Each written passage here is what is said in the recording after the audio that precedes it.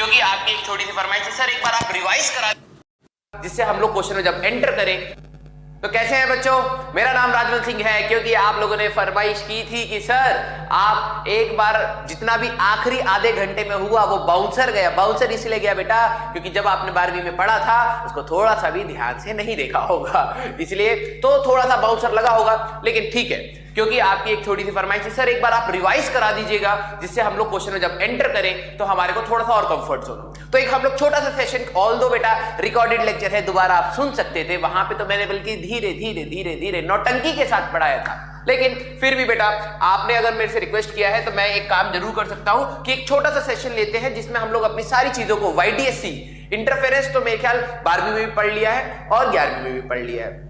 तो इंटरफेरेंस की कंडीशंस हमारे पास सारी चीजें आपको जनरली याद है, मैक्सिमम इंटेंसिटी और मैक्सिमम एम्पलीट्यूड, ये सारी चीजें आपको पता है। उसको YDSC में हम लोग कैसे यूज करेंगे, हम लोग एक बार फास्ट रिवीजन कर लेते हैं, फिर आप इसके क्वेश्चंस पे जाइएगा। ओके, तो बेटा बेसिकली सबसे पहले हम लोग देखेंगे कि YDSC का फिनोमिना हो क्या रहा था। YDSC के फिनोमिना में हम लोग अगर बात करें बेटा, हमारे पास दो स्लिट्स थी इस टाइप से, दोनों स्लिट्स के बीच का जो सेपरेशन था दैट वाज स्मॉल d, और हमारे पास, क्योंकि मैं एक बार बता चुका हूं बेटा this is a fast revision, तो मेन चीजें देखेंगे, और ये स्लिट्स और स्क्रीन के बीच का जो डिस्टेंस था that was capital D। Okay, तो हो क्या रहा था कि अगर हम लोग यहां पे पीछे एक सोर्स रख रहे थे तो ये इन दोनों के वेव फ्रंट पे पड़ रहा था, तो this becomes S1 and this becomes S2। दोनों ही हमारे पास इक्वी डिस्टेंट है। यहां पे अगर मैं बात करूं equidistant from S1 and S2 are equidistant from S। तो मतलब जो ये बल्ब होगा बेटा इसका वेव फ्रंट हमारे पास इस टाइप से होगा, कोई भी एक पर्टिकुलर डिस्टेंस x पे, तो यहीं पर S1 है, यहीं पर S2 है। और हम लोगों ने बात करी थी intensity is equal to power upon area of wave front. क्योंकि ये दोनों एक ही वेव फ्रंट पर लाई कर रहे हैं, दोनों की इंटेंसिटी I0 और I0 होगी। इसीलिए हम लोग सारे क्वेश्चंस में जनरली I0 और I0 इंटेंसिटी लेके चलते हैं। मतलब यहां से जो इंटेंसिटी निकल रही है वो हमारे पास I0 और I0 है। अब हुआ क्या इस फिनोमिना में, हम लोगों ने ये देखा कि यहां पर जो ये वेव्स बन रही है ये आपस में एक दूसरे के साथ इंटरफेरेंस करती हैं। अब इंटरफेरेंस में हमारे पास दो टाइप के हो सकते थे, कंस्ट्रक्टिव इंटरफेरेंस और डिस्ट्रक्टिव इंटरफेरेंस। कंस्ट्रक्टिव इंटरफेरेंस में एम्पलीट्यूड बढ़ जाता है। अगर एम्पलीट्यूड बढ़ जाता है तो इंटेंसिटी एम्पलीट्यूड का स्क्वायर होता है, तो इंटेंसिटी बढ़ जाती है। तो स्क्रीन पे ऐसे जो पॉइंट्स थे जहां पर हमारे पास कंस्ट्रक्टिव इंटरफेरेंस हो रहा था वहां पे ब्राइट फ्रिंजेस हमें मिलने लगी, और डिस्ट्रक्टिव इंटरफेरेंस में एम्पलीट्यूड कम हो जाता है। अगर एम्पलीट्यूड बराबर है, देखो दोनों का एम्पलीट्यूड बराबर होगा तो हमारे पास कम हो जाएगा, तो हमारे पास जीरो हो जाएगा, तो वहां पे हमें डार्क फ्रिंजेस मिलेंगे। तो बेसिकली इन यंग डबल स्लिट एक्सपेरिमेंट हमें, अगर मैं इसका टॉप व्यू बनाऊं बेटा तो कुछ ऐसा बनता है। जरा देखो मैं थोड़ा सा यहां पे बड़ा सा बनाता हूं, टॉप व्यू को जरा ध्यान से देखना। पहले फिनोमिना समझेंगे कि हुआ क्या, फिर उसके अंदर वैल्यूज का देखेंगे। अगर मैं इसका ऊपर से देखूंगा तो दो स्लिट्स थी, यहां पर हमारे पास सोर्स S था, ये एक ही वेव फ्रंट पे लाई कर रहे थे, तो हमारे पास ये हो गया था S1 और ये हो गया था S2। क्योंकि इन दोनों का डिस्टेंस सेम है तो इसका इंटेंसिटी भी I0, इसका इंटेंसिटी भी I0, राइट। अब जरा देखना, वेव यहां से दोनों से निकल के इधर मीट होती है, तो ऊपर से देखेंगे तो ऐसे ऐसे ऐसे ऐसे ऐसे जाके यहां पहुंचेगी। जब वेव बिल्कुल सेंट्रल पॉइंट की बात करूं तो यहां पे दोनों ने बराबर रास्ता चला है, तो मींस यहां का पाथ डिफरेंस हमारे पास जीरो होगा। जहां पे पाथ डिफरेंस जीरो होता है कंस्ट्रक्टिव हो गया होगा, इसी को हम लोग सेंट्रल ब्राइट कहते हैं। और आपको भी पता है बेटा root I1 plus root I2 का whole square that will be I max constructive में, राइट। तो दोनों का इंटेंसिटी सेम है, I0 प्लस रूट I0 का whole square that will be I max. 4I0 equal to I max. Means जहां जहां पर हमारे पास कंस्ट्रक्टिव इंटरफेरेंस होने वाला था वहां पे 4I0, तो मींस हमें यहां पर एक सेंट्रल ब्राइट मिलती है जिसकी इंटेंसिटी 4I0 होती है। ध्यान रखना, इसके ऊपर क्वेश्चंस पे भी इंपैक्ट आएगा आज जब देखोगे। ओके, अच्छा, अब हमारे पास जब ये वेव यहां गई और यहां गई, देखो अब क्या है कि पहले वाले केस में दोनों का रास्ता सेम था तो पाथ डिफरेंस जीरो। हल्का सा भी इससे साइड में जाओगे, ठीक है, मान लो अपने सामने एक दीवार रखना, बिल्कुल सेंट्रल पॉइंट, यहां से दो रेज भेजोगे तो दोनों बराबर है, इनके पाथ डिफरेंस नहीं है। पाथ डिफरेंस नहीं है, अगर वेव ऐसी है तो दूसरी वेव भी ऐसी ही आई होगी, इनके बीच में पाथ डिफरेंस नहीं है, ठीक है। तो कंस्ट्रक्टिव इंटरफेरेंस याद है। अब अपने वाली सामने पॉइंट से हल्का सा इस साइड जाओ, मतलब इस साइड जाना, राइट साइड जाना हल्का सा, तो तुम देखोगे अगर दो वेव्स जाएंगी तो एक को ज्यादा चलना पड़ेगा, एक को कम। अब इनके बीच में कुछ ना कुछ पाथ डिफरेंस आएगा। अगर यहां से हल्का सा आगे जाओगे तो कुछ ना कुछ पाथ डिफरेंस आएगा। अब पाथ डिफरेंस कुछ भी हो सकता है, जीरो से तो ज्यादा कुछ भी हो सकता है, λ/2 हो सकता है, λ/4 हो सकता है, λ/6, λ/9, कुछ भी। तो हमें ये पता है कि जैसे जैसे पाथ डिफरेंस हमारे पास λ/2 पहुंचेगा, जीरो से बढ़ते, यहां पे पाथ डिफरेंस 0 था, बढ़ते बढ़ते λ/2 हुआ होगा तो हमारे पास डिस्ट्रक्टिव इंटरफेरेंस। तो पहली हमारे पास यहां पे डार्क फ्रिंज आएगी, डार्क फ्रिंज। क्योंकि अगर हम लोग बात करें फर्स्ट आर्क, क्योंकि दोनों की इंटेंसिटी I0 थी, तो I मिनिमम का जब आप देखोगे बेटा तो √I0 माइनस √I0 का स्क्वायर, तो डार्क फ्रिंज का इंटेंसिटी हमारे पास 0 आ जाएगा। Okay, the same thing will happen here, इस टाइप से। फिर और ऊपर जाओ, जब वेव को खिसकाते खिसकाते जैसे आपका पाथ डिफरेंस लैम्डा हुआ होगा, तो लैम्डा में हमारे पास यहां पे हम क्या बात करेंगे बेटा, फिर से हमारे पास एक ब्राइट फ्रिंज बनेगा, राइट। तो यहां पर हम लोग अगर बात करें तो यहां पर एक ब्राइट फ्रिंज बनेगा, this will B first bright. Sir इसको हम लोग फर्स्ट ब्राइट बोलेंगे, हाँ इसको फर्स्ट ब्राइट, इसको हम लोग सेंटर ब्राइट बोलेंगे, ठीक है। वैसी सेम चीज यहां पे पाथ डिफरेंस हो चुका है लैम्डा, इंटेंसिटी हो चुकी है 4I0। डार्क की बात करें, डार्क में क्या हुआ था, यहां पे पाथ डिफरेंस हो चुका था λ/2, इंटेंसिटी हो चुकी थी 0। यहां पे डार्क, फर्स्ट डार्क, इंटेंसिटी 0 और पाथ डिफरेंस λ/2। तो इस टाइप से हमें फ्रिंजेस दोनों साइड मिलती है। अगर मैं ध्यान से देखूं बेटा, इंटेंसिटी एक बार 4I0 फिर 0, 4I0 फिर 0, 4I0 फिर 0, फिर हमारे पास अगर हम लोग इसका इंटेंसिटी का ग्राफ बनाए, ठीक है, ऑन द स्क्रीन, तो ये कुछ ऐसा मिलता है। इंटेंसिटी फॉल ऑफ नहीं करती है, 4I0 मैक्सिमम, और डार्क फ्रिंजेस की इंटेंसिटी 0। कोई पंगा? तो ये हमारे पास नॉर्मल फिनोमिना हो रहा था YDSC में। ओके, तो हम लोगों ने फिनोमिना समझा कि हमारे पास किस तरीके से चीजें हो रही थी। ओके, अच्छा, अब condition of constructive and destructive interference. बेटा मैंने आपको ये बताया कि एक वेव हमारे पास मान लो इस टाइप से है, दूसरी वेव हो सकती है इससे थोड़ा सा शिफ्टेड हो, मींस ऐसे हो। मैंने इसको हल्का सा पीछे की साइड खिसका दिया, ठीक है, देखो इस साइड, हल्का सा इस साइड, तो क्या इनमें कंस्ट्रक्टिव इंटरफेरेंस हो जाएगा? नहीं होगा। क्यों? क्योंकि सर एग्जैक्टली क्रस्ट के नीचे नहीं है, ट्रफ के नीचे नहीं है, तो हमारे पास थोड़ा सा तो कंस्ट्रक्टिव है लेकिन पूरा नहीं है। कंस्ट्रक्टिव इंटरफेरेंस हमारे पास, अगर मैं ध्यान से देखूं, कंस्ट्रक्टिव इंटरफेरेंस तब होता था जब क्रस्ट के ऊपर आ जाए, ट्रफ के ऊपर आ जाए। मींस हमारे पास एक ऐसी वेव हो और एक ऐसी वेव, इनके बीच में जरा स्टार्टिंग पॉइंट, बेटा एक बच्चे ने बोलता सर पाथ डिफरेंस समझ नहीं आया। मैंने कहा आंखों से देखा हुआ डिस्टेंस, मान लो तुम यहां खड़े हो, तुम्हारी मम्मी आगे खड़ी है, तो तुम्हारे बीच का जो डिस्टेंस है वो तुम्हारे लिए पाथ डिफरेंस हो गया।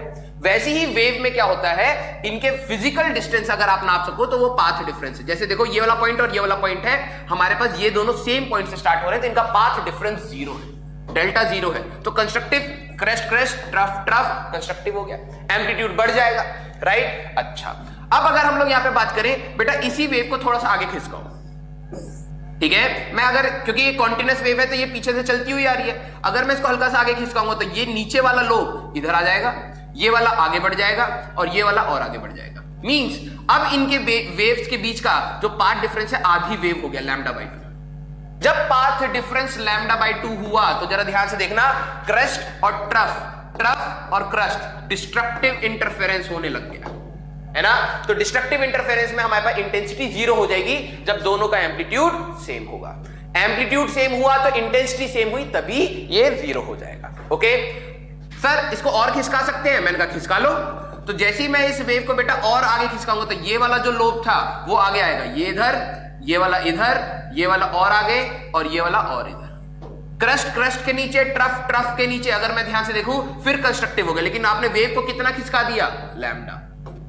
तो कंस्ट्रक्टिव इंटरफेरेंस हमारे पास कब होएगा बेटा? जब पाथ डिफरेंस हो ही ना, मींस दोनों वेव एक के नीचे है, या फिर आपने पूरा का पूरा लैम्डा खिसका रखा है, या फिर 2 lambda, 3 lambda up to n lambda.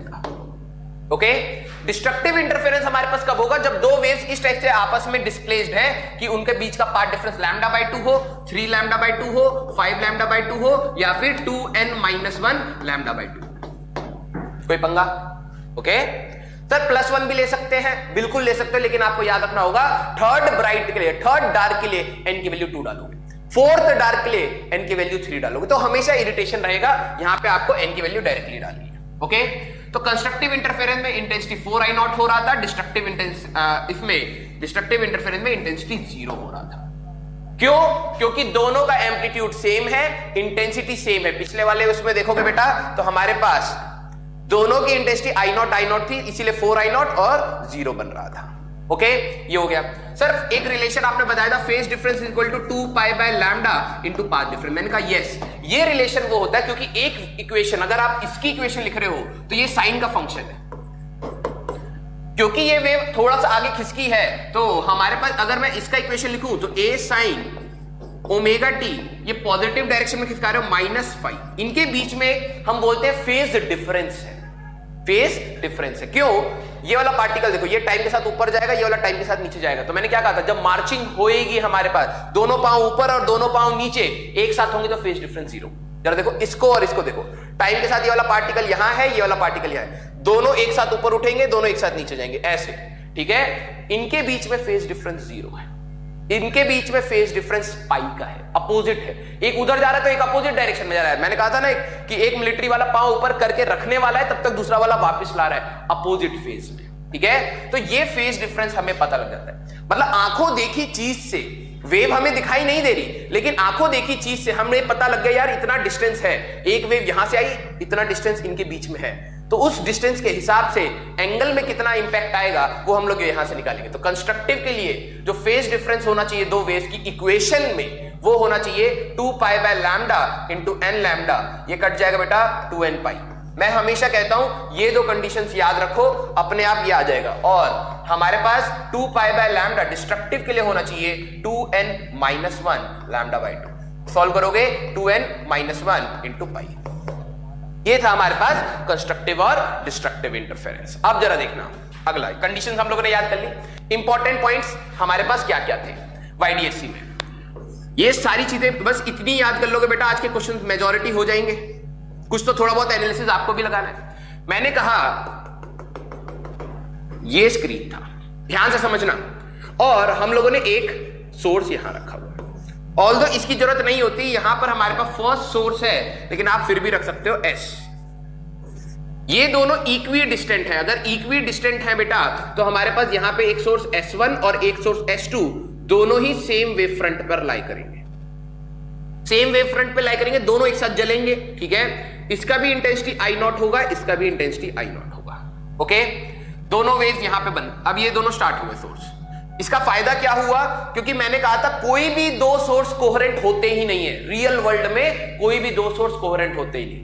अगर दो बल्ब है, दोनों में से पीली लाइट निकल रही है, हल्का सा भी चेंज हुआ ना वेवलेंथ का, इंटरफेरेंस होएगा ही नहीं, ओके। तो हमारे पास हम लोग क्या बात करें, एक ही सोर्स से दो हिस्से बना लिए, क्योंकि हमारे पास frequency is a property of a source, property of source, source की प्रॉपर्टी है, कभी चेंज नहीं होता। याद है रिफ्रैक्शन में मैंने बताया था मीडियम भी डिफरेंट हो जाए फ्रीक्वेंसी चेंज नहीं। तो हम लोगों ने एक ही सोर्स से दो बना लिए। अब दोनों की, क्योंकि ये एक ही वेव फ्रंट पर लाई कर रहे हैं, इंटेंसिटी दोनों का सेम होगा। अब कुछ अच्छे बच्चे बेटा, मैं बता रहा हूं, कुछ अच्छे बच्चे जो आप में होंगे वो समझ जाएंगे कि अगर सर मैं सोर्स को इसके सामने रख दूंगा तो इंटेंसिटी I1 I2 हो जाएगा। अगर इंटेंसिटी I1 I2 हो गया तो प्रॉपरली डार्क और प्रॉपरली ब्राइट मिलेगा ही नहीं, समझ रहे हो। इस टाइप का क्वेश्चन जेई में आया, इसलिए मैंने आपको तंग नहीं किया, ठीक है। जेई वाले बच्चों को मैं बताता हूं कि सोर्स को इधर ना रख के, बिल्कुल मिड में ना रख के नीचे रखते तो क्या होता, इसका वेव फ्रंट x डिस्टेंस के हिसाब से होता, इसका हो सकता कुछ और। तो इंटेंसिटी पहले अलग I1 I2 निकालते, फिर I1 I2 के साथ जब स्लिट विड्थ अलग होती थी तो मैंने कहा था ना √I1 + √I2 का होल स्क्वायर मैक्सिमम इंटेंसिटी वाले मिलेंगे, और √I1 - √I2 मिनिमम इंटेंसिटी वाले मिलेंगे। बस वो चेंज आता है, ठीक है। जिनका अच्छा है समझ सकते हो। अब जरा देखना, बेसिक चीज सबको समझनी है।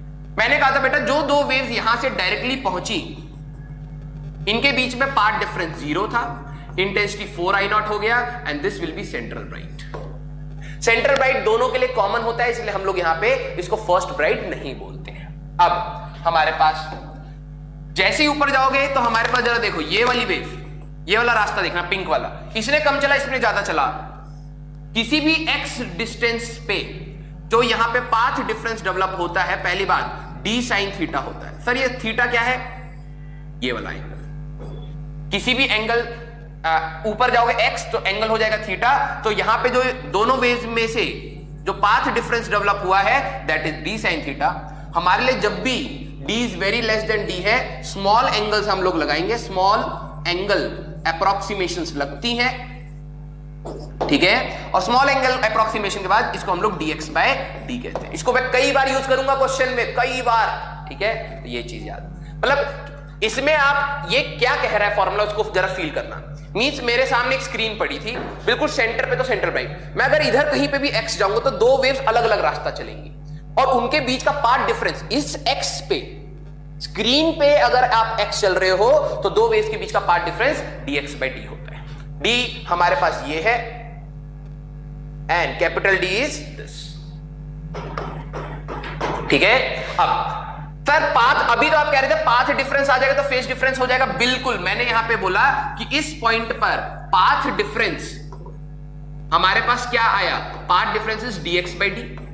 सर आप तो अभी कह रहे थे x है, अरे बाबा, अरे मुन्ना, अरे मुन्नी, x आप स्क्रीन पे अगर जाते हो, दोनों वेव्स अलग अलग डिस्टेंस चलेंगी तो उनका जो पाथ डिफरेंस है that is dx by d। इसीलिए मैं इसको हमेशा यहां मार्क कर रहा हूं, मैं लिख रहा हूं एट दिस पॉइंट जो पाथ डिफरेंस है वो dx बाय d। तो फेज डिफरेंस हमारे पास कितना आ जाएगा, 2 pi by lambda into dx by d। और याद रखना कि intensity at any x, intensity at any distance x from central bright, intensity का फॉर्मूला होता है 4I0 cos square phi bye 2। मतलब आप x आगे जाओगे, कुछ पार्ट डिफरेंस बनेगा, उस पार्ट डिफरेंस की वजह से कुछ फेज डिफरेंस बनेगा, फेज डिफरेंस बनेगा यहां रखते उधर की intensity. Means this will give us, this gives us intensity at this x, this gives intensity at any x। I hope आपको ये समझ आया। बेटा सेंट्रल ब्राइट की इंटेंसिटी 4I0 थी, तो कई बार क्वेश्चन में याद रखना, इसको आप ऐसे भी याद रखो, इंटेंसिटी ऑफ सेंट्रल ब्राइट। वो क्वेश्चन में इंटेंसिटी 4I0 नहीं देके आई दे सकते हैं, तो cos स्क्वायर 5 बाय 2 आज मैं क्वेश्चन कराऊंगा तो आपको उसमें दिखेगा। मैंने इस चीज को उठाया और इस पे कई बार क्वेश्चन आए, ठीक है। तो सर हमारे पास किस x के लिए ब्राइट बनेगा, वहां से आता है हमारा नेक्स्ट कंसेप्ट। जरा देखो, फ्रिंज विड्थ एंड YDS। अब आते हैं इस पे, हुआ क्या था फिनोमिना में। अब मैं इससे पीछे वाली कहानी नहीं बना रहा, मैं यहां पे दो सोर्स ले रहा हूं, S1 S2, ठीक है। अब इनके बीच का सेपरेशन d था और हमारे पास दिस इज कैपिटल D। अब जरा देखना बेटा, मैंने कहा कि किसी भी x पर जो पाथ डिफरेंस डेवलप होएगा, क्योंकि दो वेव्स ऐसे ऐसे जाएंगी तो इनके बीच का जो पाथ डिफरेंस डेवलप होगा that will be dx by d, okay. अब तुम्हें पता है कि if dx by d path difference जब भी n लैम्डा के बराबर होता था तो कंस्ट्रक्टिव इंटरफेरेंस होता था, ब्राइट फ्रिंज हमें मिलेगी। तो यहां पे ये x, ये वाला x एक ब्राइट को रिप्रेजेंट करने लगता है, तो x ऑफ ब्राइट की बात करोगे तो n lambda d by d हो जाएगा, ठीक है। अच्छा सर, अगर इसी x पे जो पार्ट डिफरेंस है dx बाय d, अगर ये 2n माइनस 1 लैम्डा बाय 2 के बराबर होगा तो मैं कहूंगा बेटा वहां पे डिस्ट्रक्टिव इंटरफेरेंस हो रहा होगा, डार्क फ्रिंज मिल जाएगा। तो x ऑफ डार्क अगर आप निकालोगे तो 2n minus 1 lambda by 2d इस टाइप से आ जाएगा हमारे पास, और d ऊपर, कैपिटल D ऊपर जाएगा, ठीक है। ये आ गया, मतलब bright dark, bright dark, bright dark, इस टाइप से हमारे पास बन रही थी। इन दोनों में जैसे फॉर एग्जांपल n की वैल्यू हम लोग 0 डालते हैं तो x की ब्राइट पहली 0 पे बनेगी, यहां पे बनेगी, ठीक है। n की वैल्यू 1 डालो तो लैम्डा d बाय d पर बनेगी, मतलब जो फर्स्ट ब्राइट होगी वो लैम्डा d बाय d पे, फिर 2 लैम्डा d बाय d पे, इस टाइप से। दो कंसेक्यूटिव ब्राइट के बीच में होती है डार्क, जब जैसे इनको माइनस करोगे lambda d by d, this will be our fringe width, fringe width.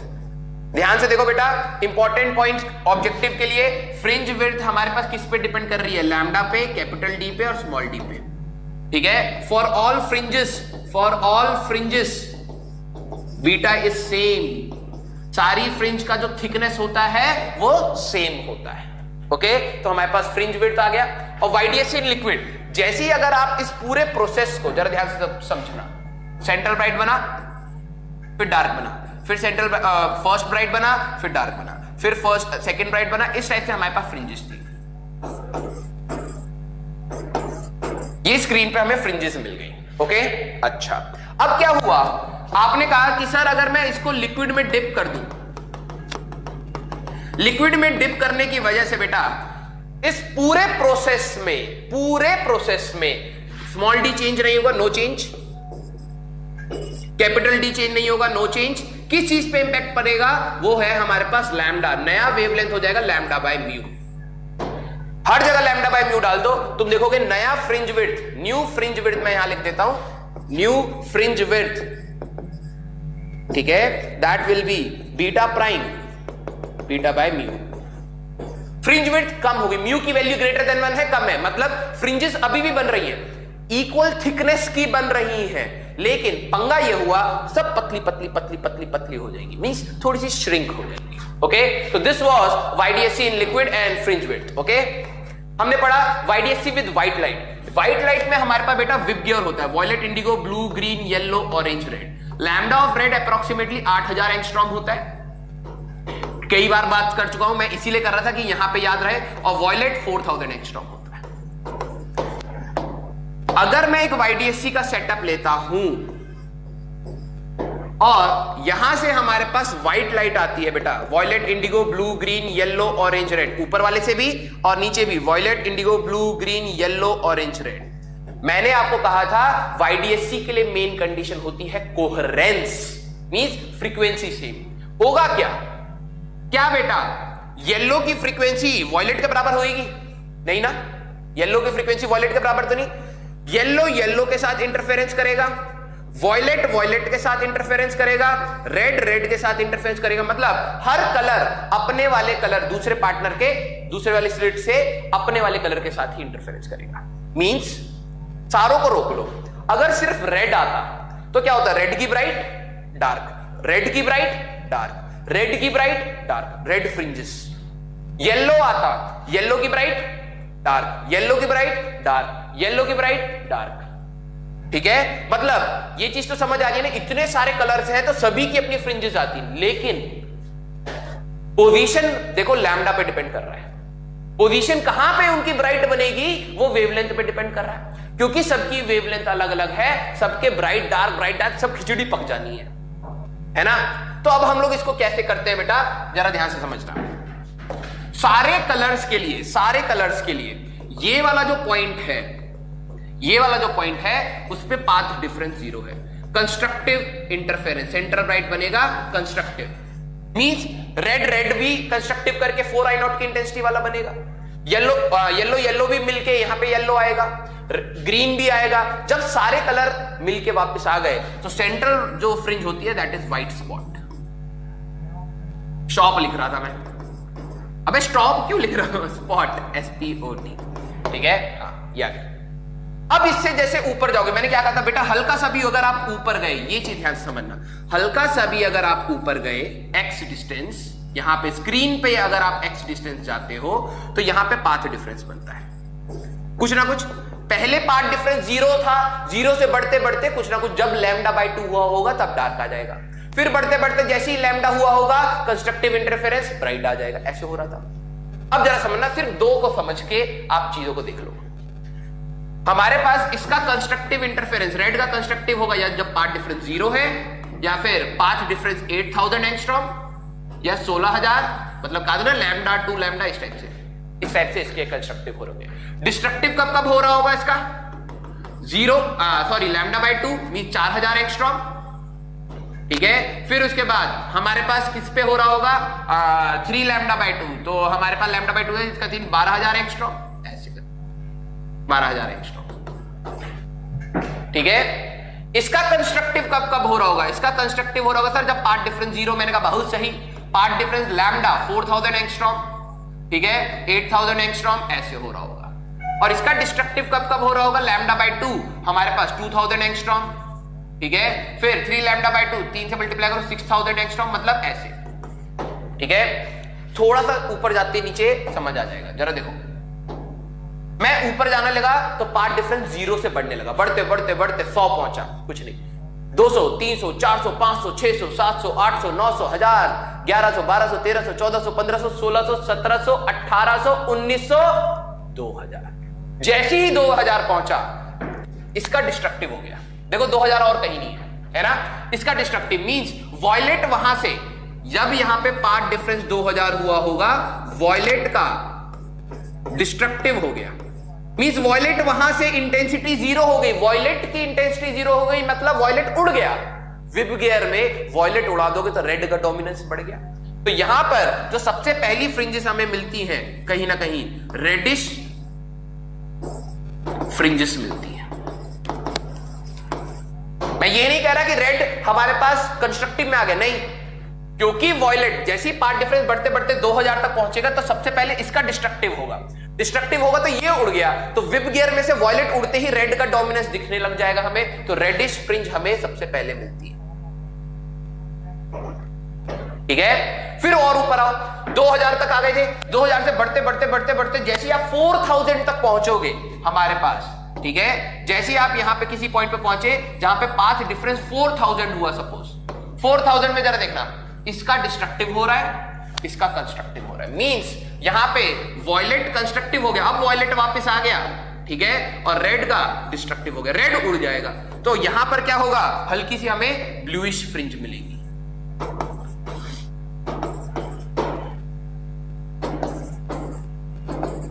ठीक है, इस टाइप से हमारे पास कलरफुल फ्रिंजेस फैल जाएंगी। सेंटर पे हमारे पास व्हाइट होता है, फिर रेडिश, फिर ब्लूइश, इस टाइप से हमारे पास YDSC विद व्हाइट लाइट है, YDSC विद टिल्टेड लाइट। अब जरा समझना, हमारे पास एक YDSC सेटअप था,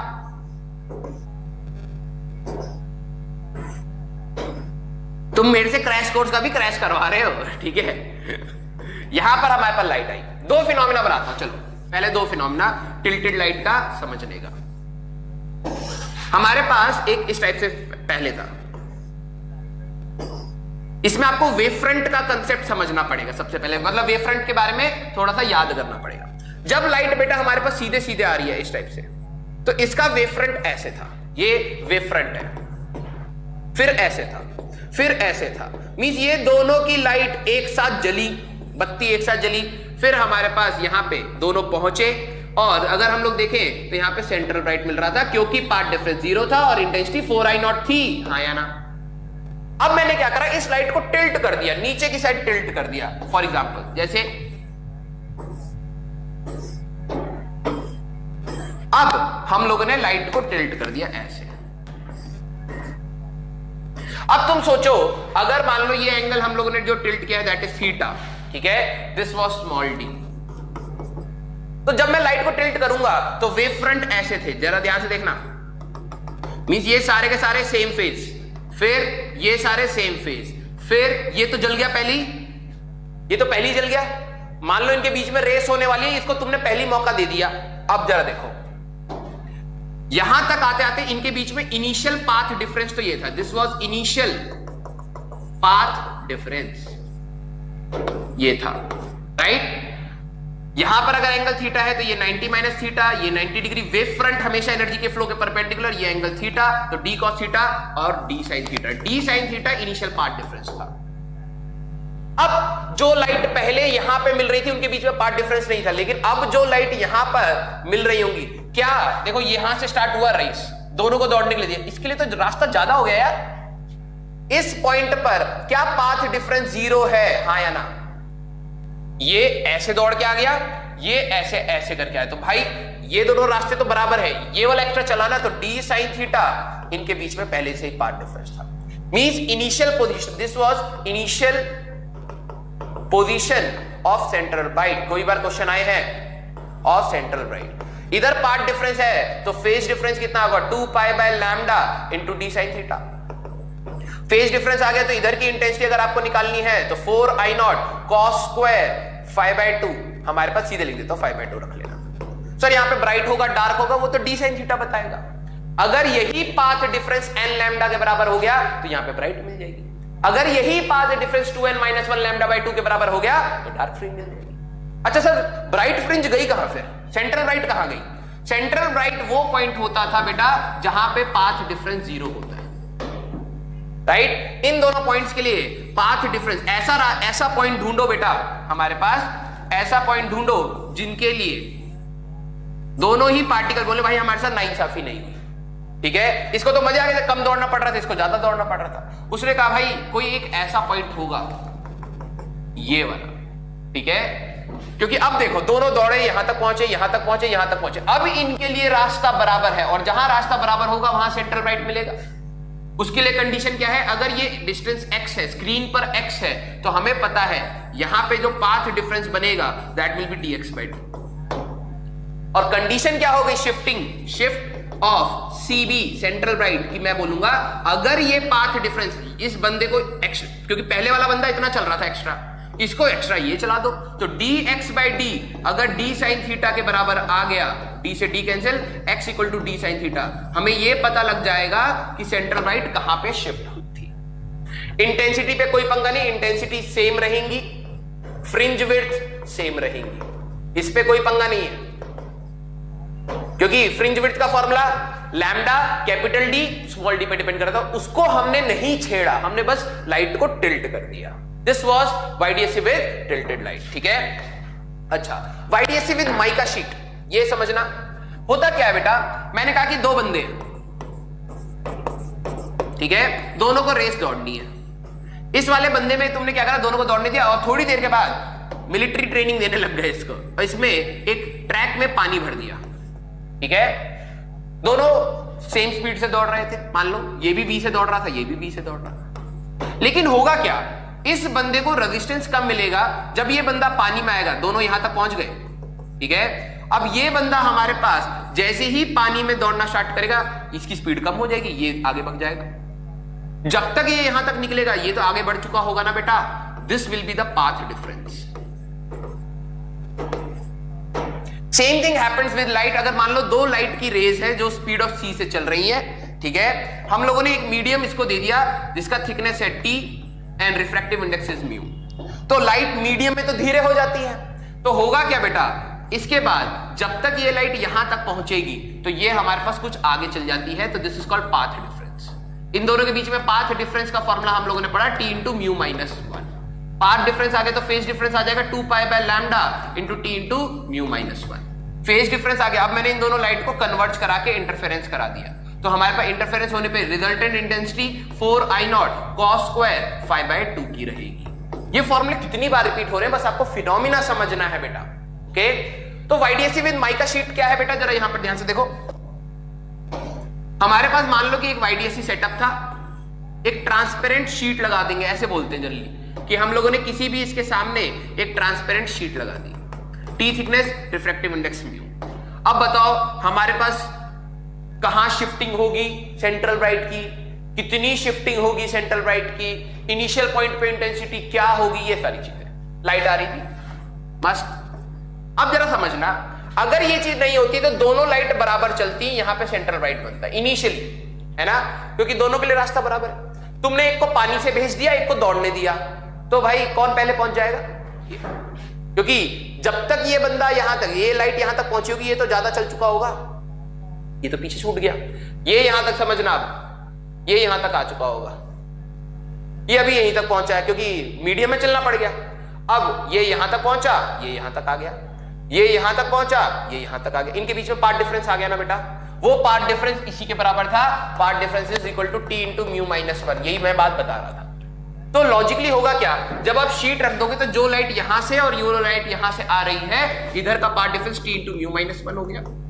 अगर ये n लैम्डा के बराबर हो गए तो यहाँ पे ब्राइट मिल जाएगा, 2n माइनस 1 लैम्डा बाई 2 के बराबर हो गए तो डार्क मिल जाएगा। पार्ट डिफरेंस है तो phase difference 2 pi by lambda into t into mu minus 1 हो गया। यहां की इंटेंसिटी अगर मैं बात करूं तो 4I0 cos स्क्वायर 5/2 क्वेश्चन हम लोगों ने करे हैं, आपको मिलेंगे इसके ऊपर, तो ये हो गया। अच्छा, तो सर सेंट्रल ब्राइट कहां गई? सेंट्रल ब्राइट वो पॉइंट होता था, फिर से central bright is that point where delta is 0, means part difference नहीं है। ये पीछे हो गया था ना, इसको थोड़ा ज्यादा चला दो यार, ठीक है? अब जरा देखना, ऐसे हमारे पास क्यों? जब किसी x डिस्टेंस पे हम जाते थे तो पाथ डिफरेंस डेवलप होता था dx/d। ये बेचारा पीछे हो रहा था, इससे ज्यादा चलवा दो। तो अगर यहां पे पाथ डिफरेंस देखें तो t into mu minus one, अगर dx/d के बराबर हो गया तो x आ जाएगा td mu minus one by D. This will be the x shifting of cb, shifting of cb। Central right हमारे पास कितना शिफ्ट हुआ वो हमें यहां से पता लग जाएगा, मीन सेंट्रल राइट ऊपर भाग जाएगा। ओके, तो जहां पे आप शीट लगाओगे वहां पर हो जाएगा। फिर मैंने इसमें एक केस और बताया, अगर मान लो बेटा मैं इसको पानी में डिप कर देता हूं यहां पे, या कोई लिक्विड है, ठीक है, इसका रिफ्रैक्टिव इंडेक्स म्यू है, म्यू प्राइम। तो शिफ्ट ड्यू टू हमारे पास स्लैब हो जाता है म्यू रिलेटिव, या फिर टी इंटू, सीधे लिखो T into mu of slab upon mu of liquid minus one. जैसे लेंस मेकर फॉर्मूला में हमारे पास रिलेटिव हो जाता था, यहां पर भी आपको वही रखना है। यहां पर क्या होगा, लिक्विड में डिप करने की वजह से शिफ्टिंग भी होगी, ध्यान से समझना। लिक्विड में अगर आप डिप कर रहे हो तो शिफ्टिंग भी होगी, क्योंकि ये स्लैब भी पड़ा है, सेंट्रल राइट शिफ्ट भी होगा। इंटेंसिटी पे कोई लेना देना नहीं, इंटेंसिटी 4I0 की ही रहेंगी और 0 की ही रहेंगी। लेकिन फ्रिंज विड्थ, क्योंकि यहां पे लैम्डा बाय म्यू हो चुका होगा, फ्रिंज विड्थ सारी पतली हो जाएंगी, तो शिफ्टिंग भी होगा इस बार और पतली पतली पतली पतली भी हो जाएंगी। तो दिस वाज योर YDSC यार, लास्ट स्लाइड यही थी, बस मेन हम लोगों ने कंसेप्ट को रिवाइज कर लिया है, ठीक है। अब जाना क्वेश्चन करना। बेटा मैं बता रहा हूं, मैं मैक्सिमम चीजों को बार बार रिपीट करता हूं, वेव ऑप्टिक्स में नहीं, मेरी आदत है, ठीक है। मैक्सिमम चीजों को मैं बार बार इसलिए रिपीट करता हूं कि वो हम लोग चीज ना भूले, ठीक है। कौन सी चीज पे क्या हो रहा है बेटा मैं बता रहा हूं। अगर तुम खाली टाइम पे स्नैपचैट पे क्या फोटो डालें, या इंस्टाग्राम पे क्या फोटो डालें, या सर ने क्या कर लिया, सर ने गाना गा लिया, इसकी वीडियो क्लिप बना ले, या मैडम को देखें, कुछ भी चल रहा है तुम्हारा, ये सब छोड़ के अगर तुम चुपचाप लहरों के बारे में सोचोगे तो वेव ऑप्टिक्स समझ आ जाएगा। This is not tough. अगर देखा जाए ना, टीचर, अगर कोई भी टीचर बोलेगा, कहेगा यार ये ज्यादा आसान है, क्योंकि आपको अगर एक बार फिनोमेना समझ आ गया, लिमिटेड नंबर ऑफ फॉर्मूलाज हैं, आपको बस वही लगाना है, आपके क्वेश्चंस बनने स्टार्ट हो जाते हैं। लेकिन आप उसको एक बार बैठ के पेशेंटली सोचो। अगर आपने सोच लिया, मैं बता रहा हूं आपका हर पेपर में, ठीक है, एक क्वेश्चन या दो क्वेश्चन वेव ऑप्टिक्स से हैं, डेफिनेटली आपके हाथ में, टफ नहीं होंगे, ठीक है। तो प्लीज आज आप अपनी सारी थ्योरी को रिवाइज करके ही क्वेश्चंस लगाना, ठीक है। और नेक्स्ट लेक्चर में हम लोग मिलेंगे फिर, बाय बाय।